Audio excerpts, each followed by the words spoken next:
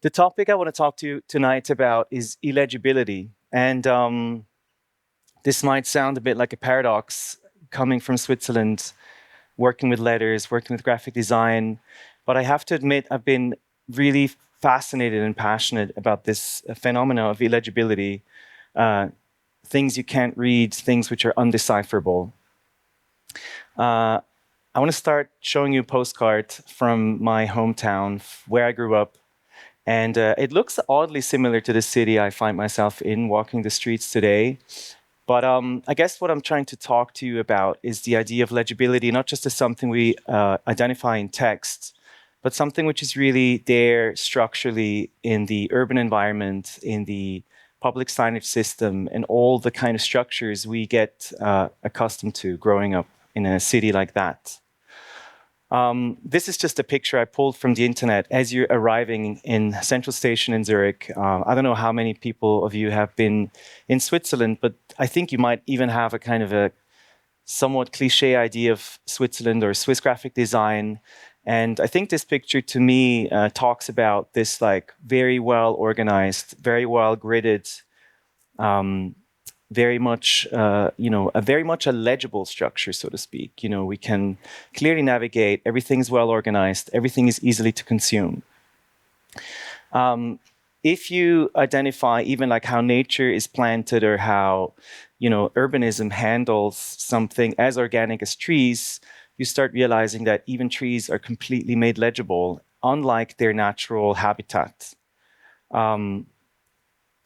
And James Scott was one of the first authors I identified who talked about this like slightly, maybe capitalist-driven idea that you have to organize, you have to grid, you have to structure information, or trees for that matter, to make them more consumable, to make them more profitable, so to speak, where obviously a forest which is lined up rhythmically, systematically, is way easier to quantify, to manage, to sell, to tax, to harvest, etc., etc. So it's really a kind of a symbolic picture about how legibility is really driven in a kind of Western society.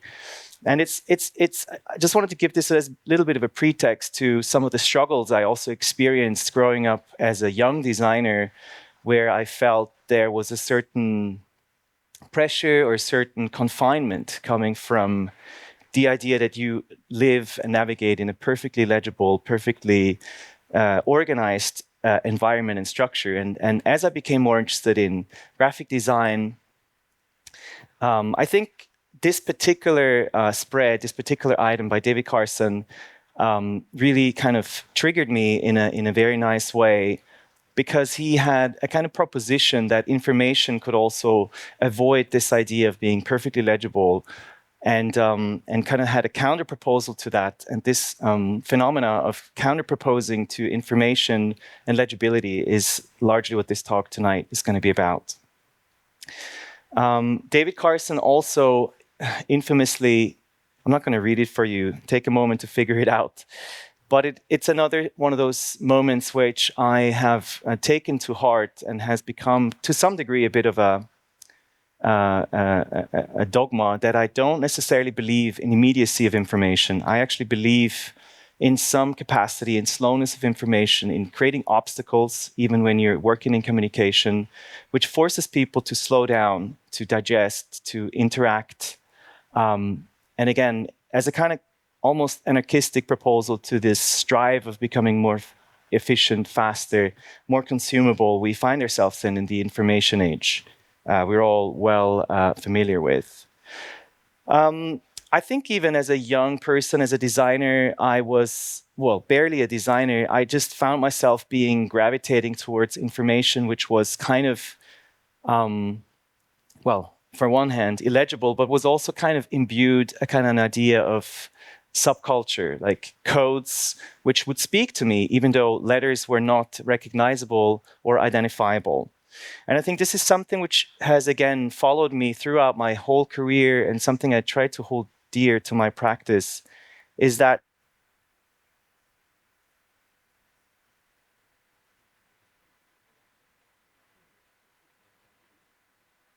still speak. Oh, it comes back. Someone is trying to sabotage me here. I'll make it through it anyways. But this idea of like codes talking to you without legible information, or gravitating towards a subculture, gravitating towards a musical scene through means of illegible, and illegibility also almost as a kind of gatekeeping of a particular community, or a mean of protecting a safe space for groups identifying under a certain symbolism. Black metal certainly, or death metal, black metal certainly, having created very interesting symbolisms in their domain. But I mean, there's many examples also, like being a little bit more coming out of urban music myself. Like for example, in hip hop music, there's this phenomena of mumbling, which is a kind of a recording technique a lot of musicians are familiar with, where they kind of, before having figured out the lyrics, would just kind of mumble a kind of rhythmic spoken track over an existing instrumental. And it was people like Young Thug, for example, who for the first time kind of embraced just letting the mumble speak, letting mumble become the lyric, and kind of accepting that this sort of raw emotional quality would be almost superior to like a well-articulated sentence or a punchline. So what is illegible typography really? It's something which has followed me for some years now, and I want to say that a lot of this content I'm sharing with you today is kind of like a first, and I'm in process of trying to organize it in a book. That's also where the title of this lecture comes from, the idea of a dictionary of the illegible. And it's touching on so many different topics, which is a little bit haunting, but also fascinating, because I think the subject in itself is kind of interdisciplinary. And so understanding some of these relationships and understanding the lineage and the connections, and maybe what drives people towards creating something illegible and who does it speak to, is something which, again, is hopefully becoming a little more clear in the process of this talk. I think one of the things which really, really fascinated me also, being a type designer, being someone who's, shaping or creating form for language, is like, is there something like a base code of the human species? A lot of scientists say that the language, the alphabet, is really the singular signifying trait of our species, unlike any other species in nature. So, what is it exactly which makes the human code so unique and so specific? And I think I've been digging in all directions. I will jump a lot of time spans with you, but just finding some of the earliest human traces, some of the earliest human symbolism and codes. Like this particular example of zillion painted pebbles, which you would have a hard time identifying as legible information or legible structures, but we can clearly see that there is a kind of a rhythmic structural gesture which you don't necessarily would find like that in nature. So there is a kind of base code there which points to like a human expression. I could show you hundreds of these examples, but I also don't necessarily want to bore you with this sort of historical rundown. Another, until today, illegible piece of information is Rongo Rongo, a language which was practiced on Easter Islands 4,000 years ago, and we are still to understand or identify whether or not these informations had particular semantic meaning. Another example, which I also found very telling in this quest for what does the human base code look like, is like looking at cultures which do not have not adapted alphabets the way we have done in Western cultures. So even cultures who don't necessarily have the formality of writing systems or alphabets have, to some degree, adapted typographic forms, or what I would identify as typographic forms, through, in this particular case, in Congo, skin scarification, which you would find, or I would find, oddly resembling some of the contemporary layouts today.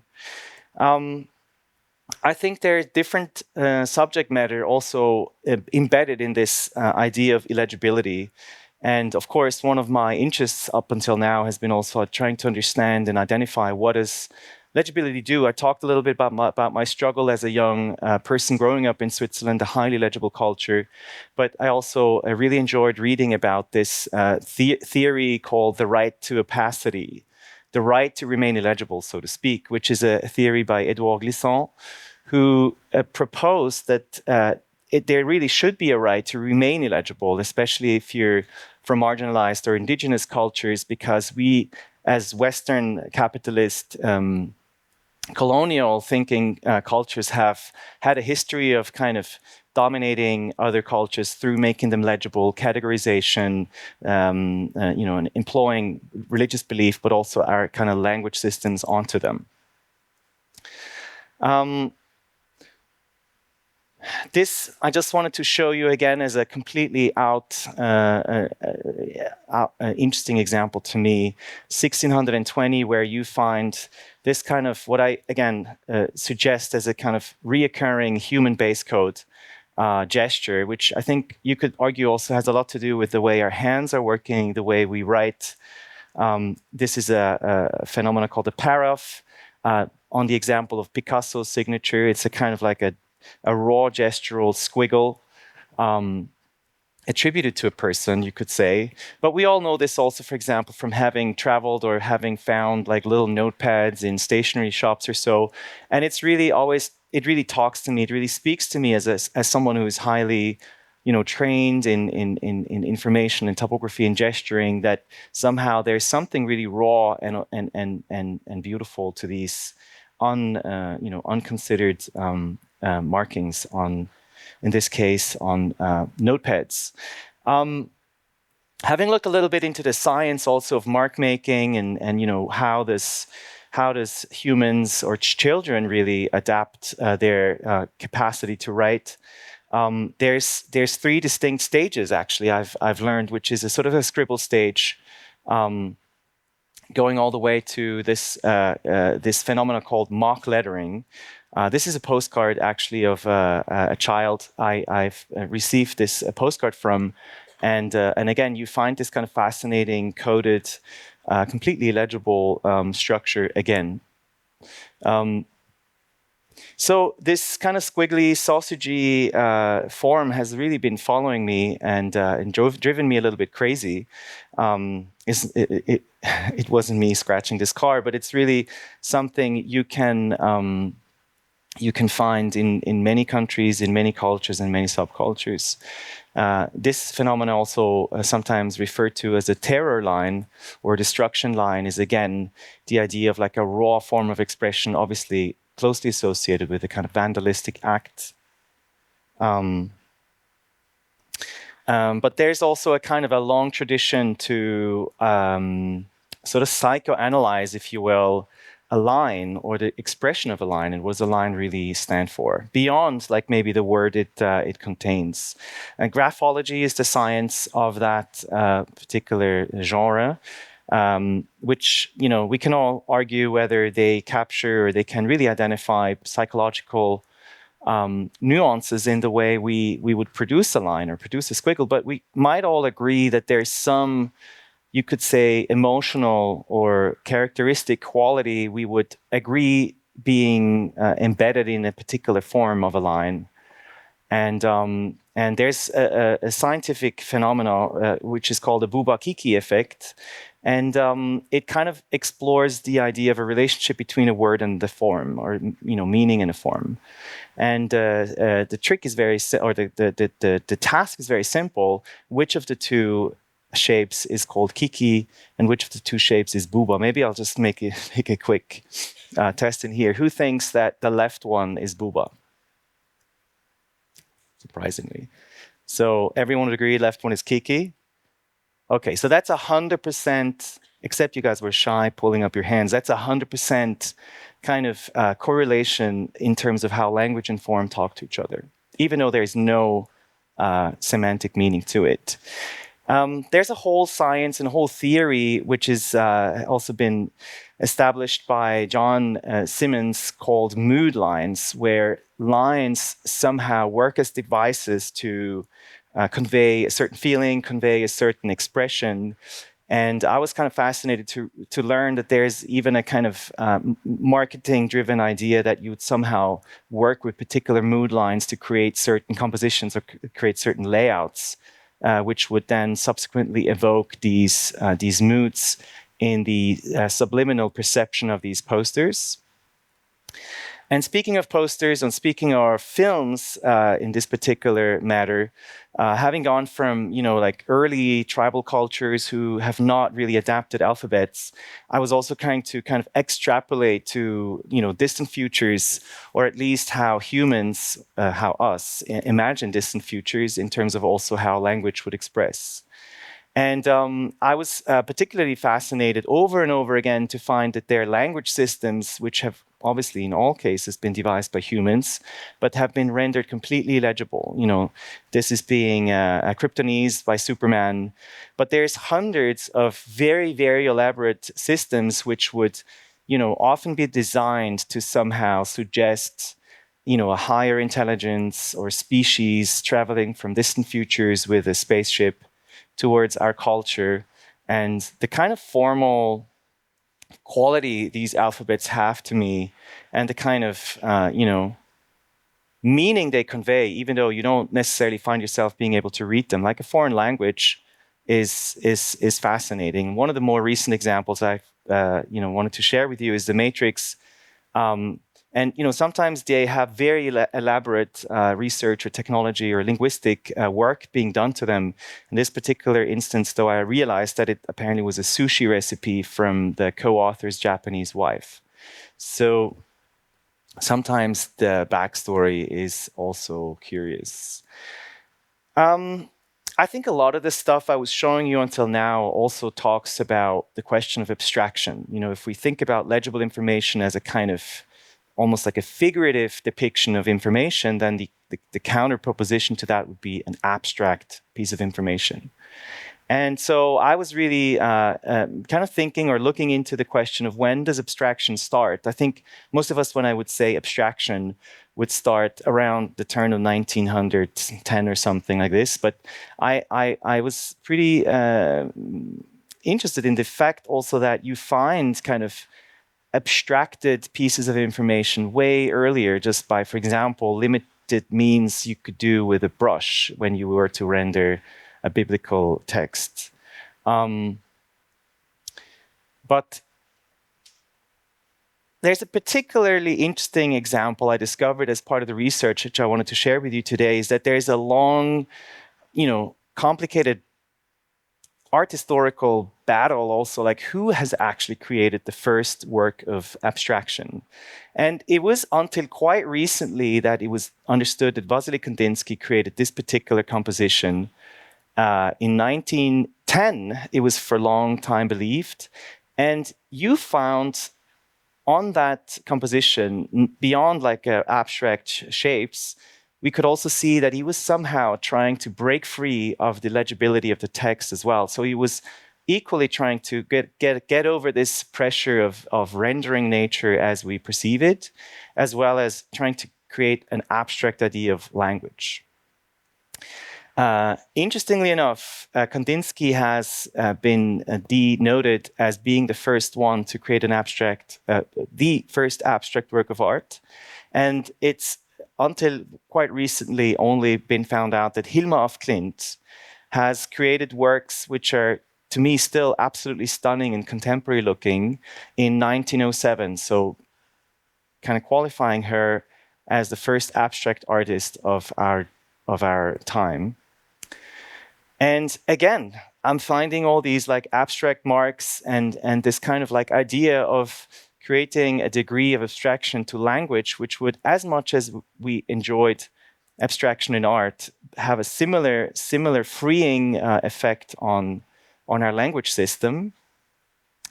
And even though we could say there aren't many examples, at least not today, practiced with illegibility or abstract language being present as much as we've all were well familiar with a whole body of abstract art, I wanted to show you just a few examples which still kind of, produce a red thread of illegibility through art history, from like early Dadaist, futurist expressions to someone like Helen Smith, who was the kind of muse or one of the muses for the Serialist movement.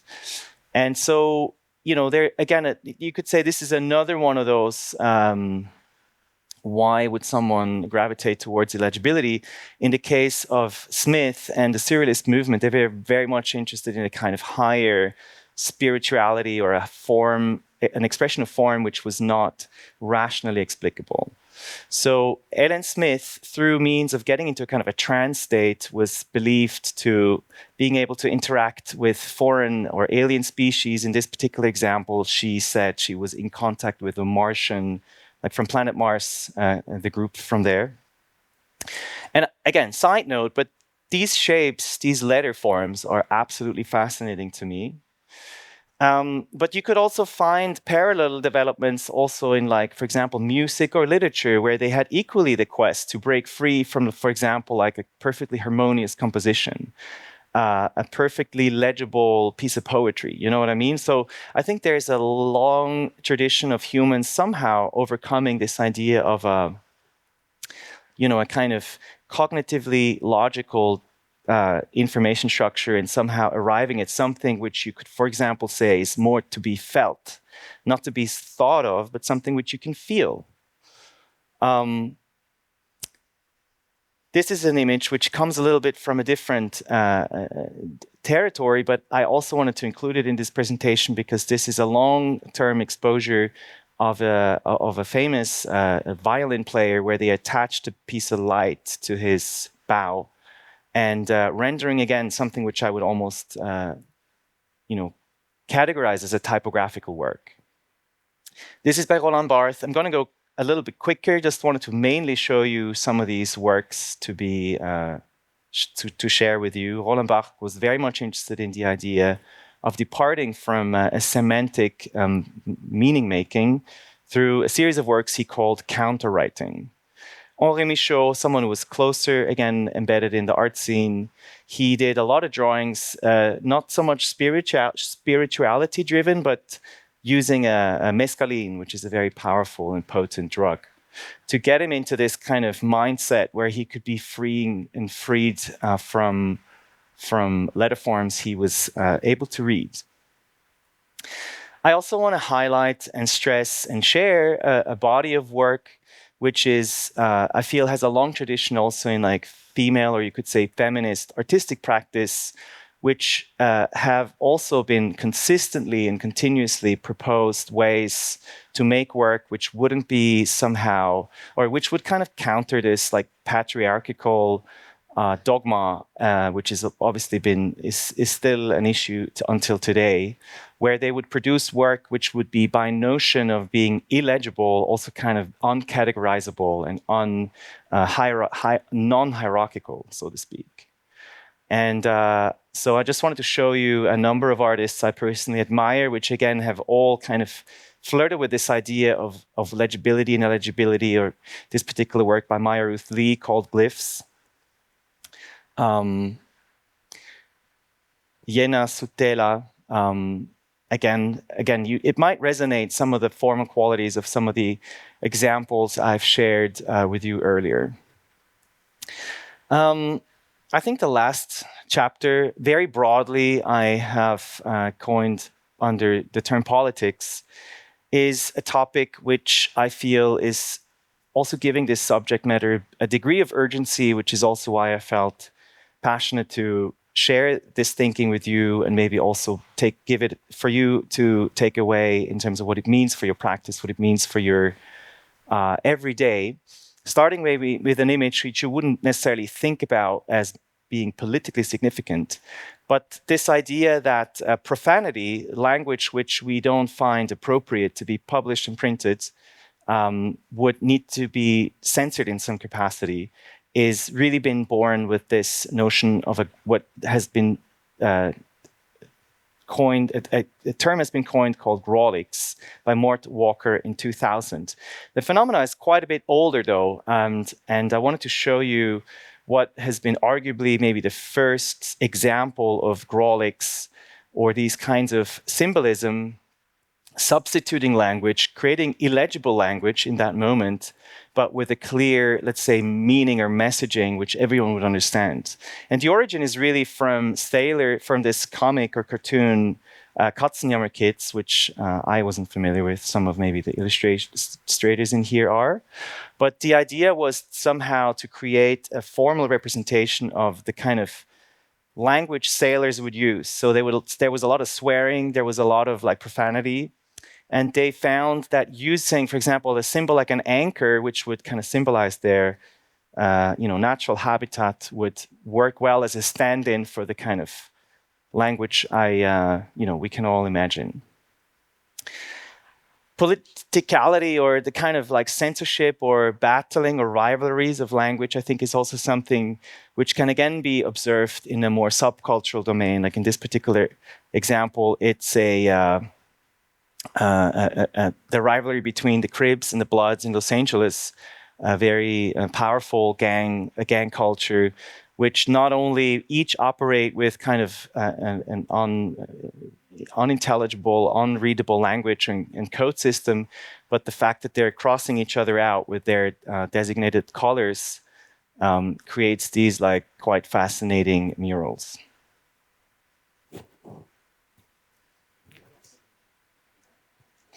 I don't know if you remember this like drawing Miffy made earlier in the kids' book, but the Secretary of Treasury in 2013, this was under Obama's presidency, had this signature. And I learned about this when I was traveling in the US, and there was a piece on CNN where the Republicans officially banned his language to be printed on the US dollar. Like the Secretary of Treasury has the privilege of printing their signature on the dollar, and ultimately created so much political pressure on Obama that he had to force Jacob Lew, his Secretary of Treasury, to basically create a more legible signature. This is also from Obama era, and I just, again, with a slightly obsessed mind in terms of readability or legibility, have noticed that this is a kind of common practice during political speeches, that you sort of pretend to take notes because you don't want to give your political enemy attention. So you kind of like pretend you're busy. And I've been able to find one of those note sheets by Putin, and just wanted to kind of render it to you what that expression looks like. More recently, and maybe more concerning, again, kind of mapping very much to our current day and age, was a phenomena which we observed. And when I say we, is this research is really embedded in SourceType, the platform I work with, a number of really fascinating designers and researchers and authors who have also been like knowingly, with my fascination for this topic, been entering an interesting dialogue. And one of our authors is actually from China and has been working in Hong Kong when the political regime started really cracking down on a kind of a last liberal freedom of speech moment, which was only really still possible in Hong Kong. But through political pressuring, they were starting to really ban and censor and forbid information like this Liberate Hong Kong, Revolution of Our Times political slogan, which was very much a kind of inclusive, left, democratically advocating movement.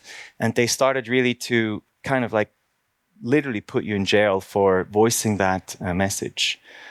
And so the thing which really started to fascinate us is not just that the concerning development of people being jailed for having one or the other political message, but the fascinating thing was that and very quickly, we identified moments where this message would still be almost like as a hologram, appearing in public space, even though it became illegible.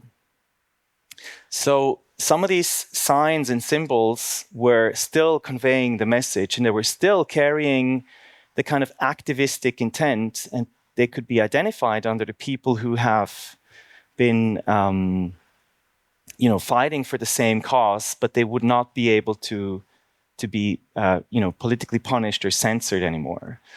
And this is also, a digital representation of the same phenomena where Liberate Hong Kong, Revolution of Our Times would be sort of phonetically encrypted in emojis.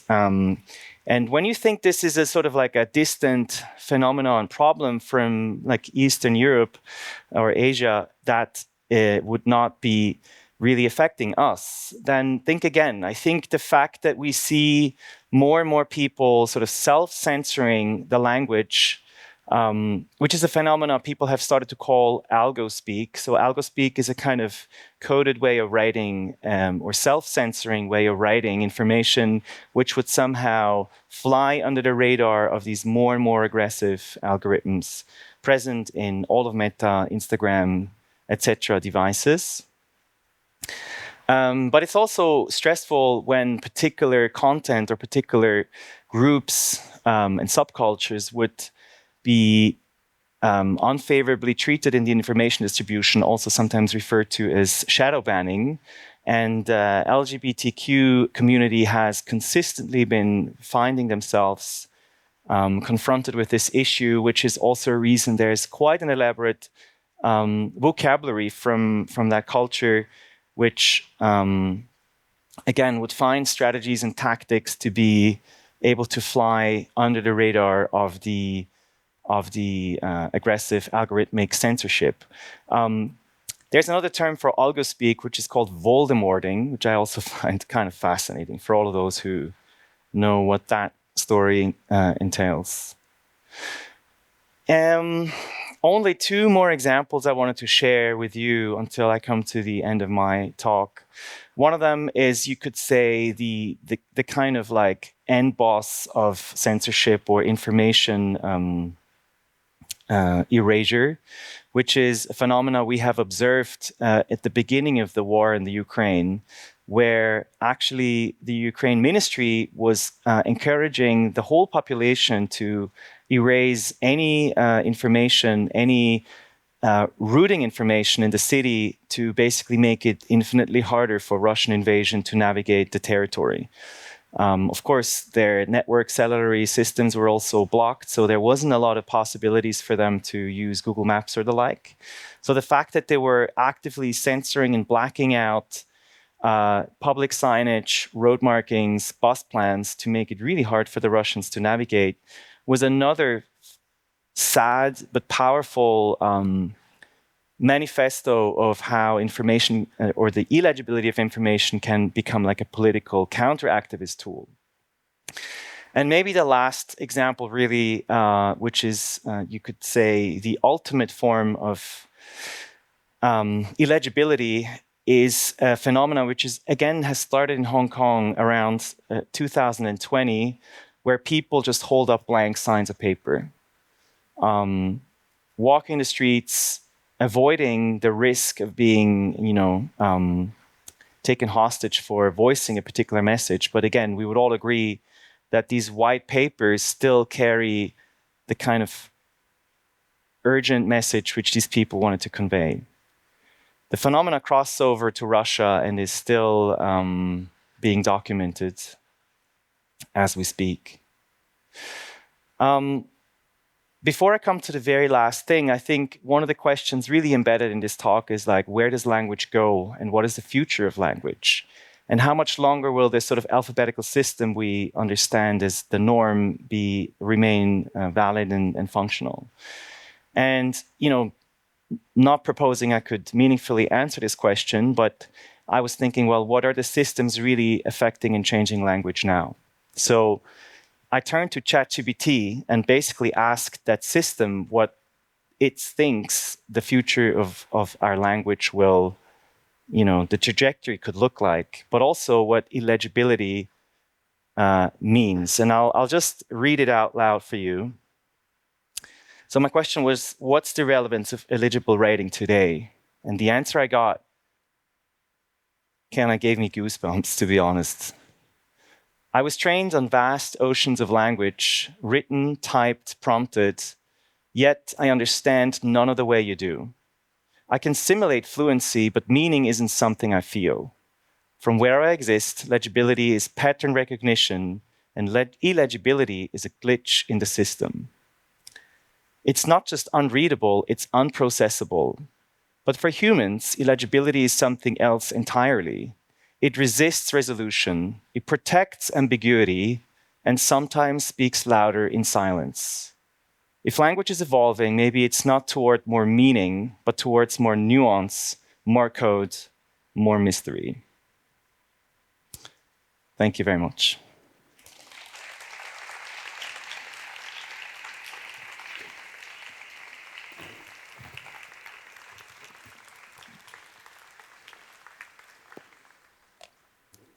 Well, thank you very much. This was short and sweet. Just for all the guests here, where they can find some of your structured work or more legible work. Say that again? Where can you find? Yes, your more structured work and your legible work. Well, as you kindly introduced, Source Type has become really an outlet for me and a few other wonderful people, where we publish design research, and investigations surrounding similar topics than I shared one of them with you today. There's a lot of form involved, but I would say the main motivation of this project is the creation of content and critical thinking around some of the information developments and devices and propaganda, etc., we're dealing with today. And this is a blunt answer too, but Instagram is there where I occasionally post some of my work. I do not have a website, that's true, but it's the same image on your website for a very long time. That's true. That's true. But it leads to the email, so send me an email. Yeah. Okay, so I would also ask everyone else in the audience, if anybody has any question, raise your arm. I'll bring you the microphone.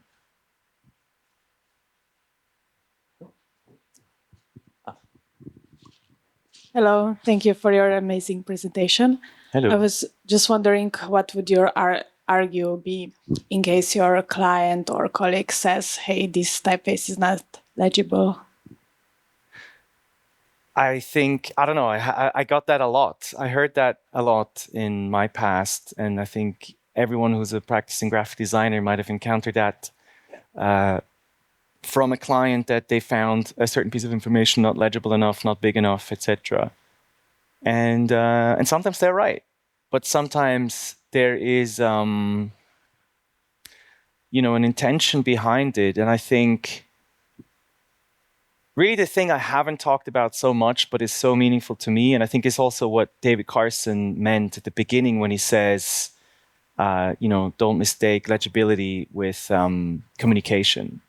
Legibility doesn't mean it communicates something in the way that it would make someone, have an emotional response. And having worked through lots of jobs and lots of clients in lots of projects, I think it really, for me, comes down to something having a kind of emotional response or resonance, you could say, with a particular audience. I don't necessarily like things when they become more efficient or more marketable or more consumable. It's more the opposite for me. I find myself being gravitating towards more obscure, more personal, more, smaller initiatives, and having also not just in terms of the typographic expression, but the kind of collaboration or relationship I can build with this community, just finding that way more meaningful than creating a kind of massive corporate identity for the biggest art festival in Europe, which was earlier I was introduced with. So I speak with a degree of privilege, having been able to do that. But I just wanted to stress the fact that I think thinking through, how information doesn't necessarily have to speak to like a large or the largest possible audience, but could only speak to people who somehow identify or subculturally or culturally or through means of a certain degree of codedness, where this information appeals, I find extremely, a good thing to think about, and maybe encourage your client to allow, to their benefit to some degrees as well. Sorry, that was a very long answer. But it's a good question.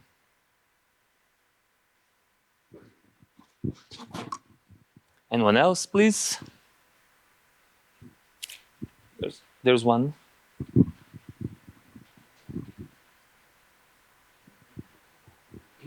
Hey.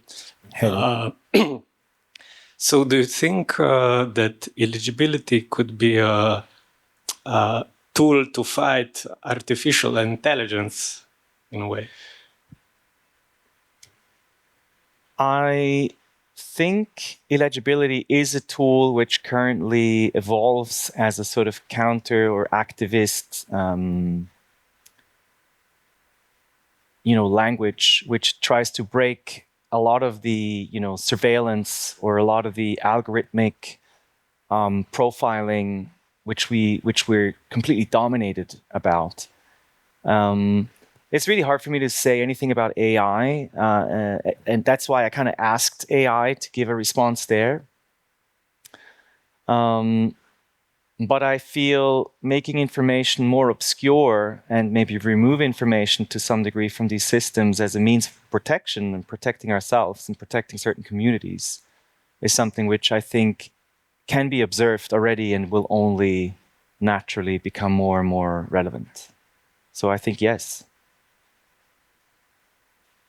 Yeah, but I was just thinking because when the computer asks you if you are human, it gives you these illegible letters that you have to decode. Yeah. You know that. Yeah. These. Yeah. So I'm not sure if he understands or he doesn't.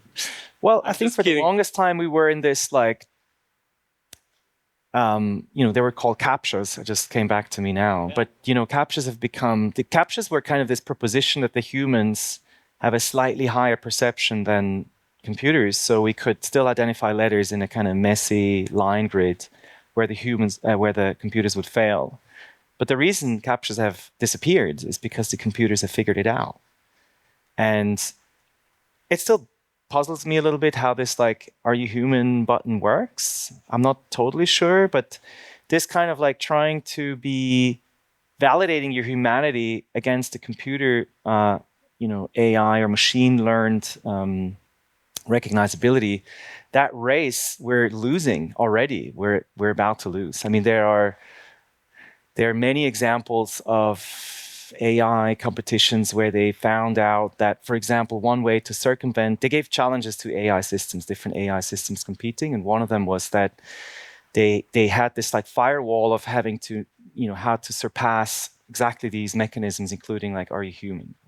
And so one of the things which happened was that one of the AI systems was like somehow hacking into some crypto device and then paying a human, like through freelancing, like a freelancer website, to basically perform this task. So the moment where machines or AI start to task humans to execute tasks for them is already happening.